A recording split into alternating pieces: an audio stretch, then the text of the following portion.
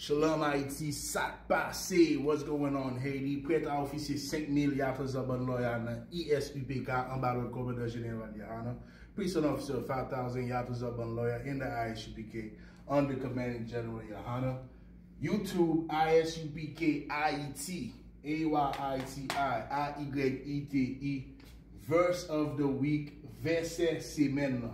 This week is number 2. Verse of the week is Revelation 18:4.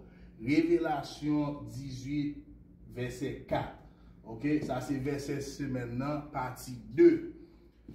Qui ça qui écrit dans Révélation chapitre 18? Révélation chapitre 18, c'est un bel chapitre. Pour qui ça? Parce que l'y parlait de fin Babylone. Revelation 18 is a beautiful chapter. Why? Because it's talking about the end of Babylon.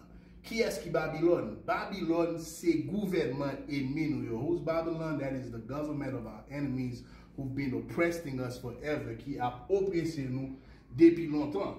Qui ça lui dit dans verset 4 là? What does it say in verse 4? Après ça, moi entendez yon l'autre voix qui tape sorti dans le ciel là. OK? Li tape dit nous-mêmes, peuple moyen. Tenez ça bien, ok? Tenez ça bien. Ça, c'est Jean qui t'a fait une vision côté ange là, bali un message, et message là, c'est qui ça? Nous-mêmes, peuple moyen. Ça, c'est peuple bon Dieu. Ok? Regardez dans l'Ancien Testament, bon Dieu gagne un peuple que lui choisit. Et qui est-ce qui peuple ça? C'est nous-mêmes haïtiens. Les 12 tribus d'Israël. Et bien dans le Nouveau Testament, bagay yo pas changé. C'est même bagay là. Et bien bon Dieu voulait pour que peuple liant, ok, ou était connu dans mi-temps la ville ça. Peuple bon Dieu a retiré connu dans mi-temps la ville. Qui la ville l'a parlé de Babylone. Regardez dans verset qui vient avant yo, il compare Babylone tant qu'on prostituée, tant qu'on ça nous relé en bon créole, yon bousin. Babylone c'est un bousin que lié et qui ça la Bible dit pour nous retirer quoi nous dans Babylone. Ça veut dire c'est une métaphore qui sont fait ensemble avec un bousin ou pénétrer un bousin ou aller en dedans un bousin. Et bien dans métaphore ça la dit pas aller coucher avec femme ça.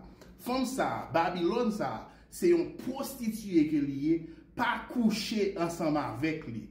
Pas aller en dedans, retirer corps dans Babylone. So, li pas dit pour retirer corps physiquement dans la ville, là, mais il a parlé de prostituer ça, pas rentrer en contact ensemble avec lui. Et qui j'en fait ça? On continue li. Pour nous pas participer dans le péché, pour nous pas tomber ensemble avec elle, en bas calamité qui pral frapper lui.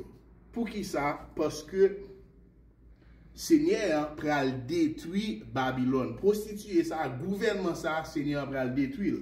Campé là. Regardez dans verset 3, ok? Bien rapide, and then we're gonna attack the Creole. Dans verset 3, il dit un bagage spécifique.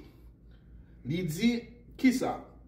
Il fait toute nation yo boire dans divin gros immoralité là. Toute nation yo participer dans immoralité Babylone, dans immoralité gouvernement qui a pesé sous ses nous. Toute nation yo couché ensemble avec Babylone, yo couché avec gouvernement blanc yo, et nous-mêmes peuple bon Dieu, nous pas supposé coucher ensemble avec pizza. Pizza qui a couché avec tout le monde sur la terre et puis qui fait tout le monde boit du vin qui représente qui ça? Qui représente philosophie.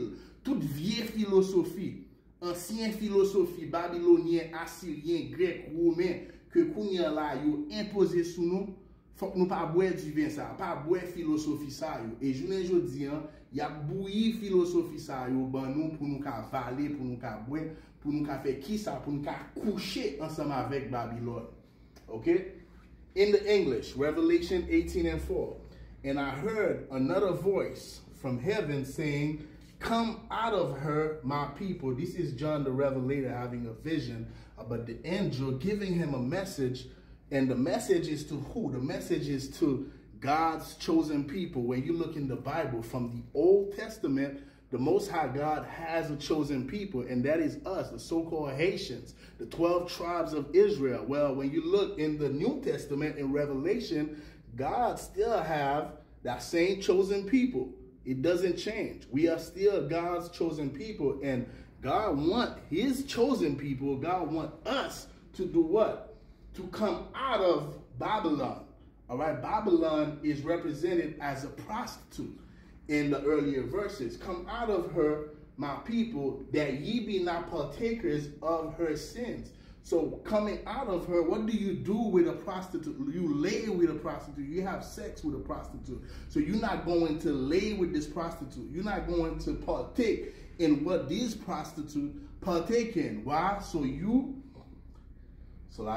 That ye be not partakers of her sin, and that ye receive not of her plagues. So you don't get AIDS. So you don't get destroyed. Because Babylon is going to get destroyed by God. And this is what we are seeing, man. And when you look in the earlier verse, in verse 3, let me get it real quick in the English. It says what? For all nations have drunk of the wine of the wrath of her fornication. That is her philosophy, her vain philosophy. That's what a lot of us, our people, are drunk on. We are drunk on Babylonian philosophies. Whether it's, we're talking about Christmas, we're talking about New Year's, which is the worship of a Greek god, whether we're talking about Valentine's Day, which is approaching. So, que nous avons parlé de fête Saint-Valentin, nous avons parlé de fête Noël, nous avons parlé de fête Nouvelle Année, nous avons parlé de coutumes égyptiennes, Egyptology, nous avons parlé de coutumes ancestrales, nous avons parlé de toutes vieilles bagailles ça yo. All of these vain philosophies, Babylon have imposed on us to practice as a people, and we are to reject it all. We are to reject all of the vain philosophies, because all the nation get drunk off of those vain philosophies. But as God chosen people, we are supposed to reject it all, because that's how we got destroyed in the first place. Well, that's how we are going to get saved in the last days if we do not partake in Babylon philosophies, if we do not drunk of the wine of her fornication. Let's keep on reading. And the kings of the earth have committed fornication with her. They all slept with her. We are not to sleep with that whore. We are not to sleep with our enemies' way of life, customs, philosophies, none of it. We have to separate. We have to separate from Babylon. This is what the Bible is saying. And the merchants of the earth are what? Rich to the abundance of her delicacies. And this is how the other kings of the earth, the other nation, got rich. Off of us. We are the merchandise. Off of us. This is why it's important for God chosen people to separate. We have to separate from Babylon, the whore. Verse of the week number 2.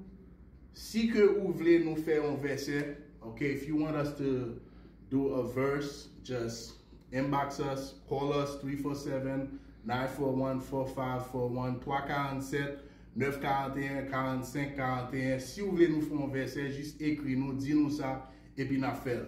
Shalom Haïti, Shalom Israël.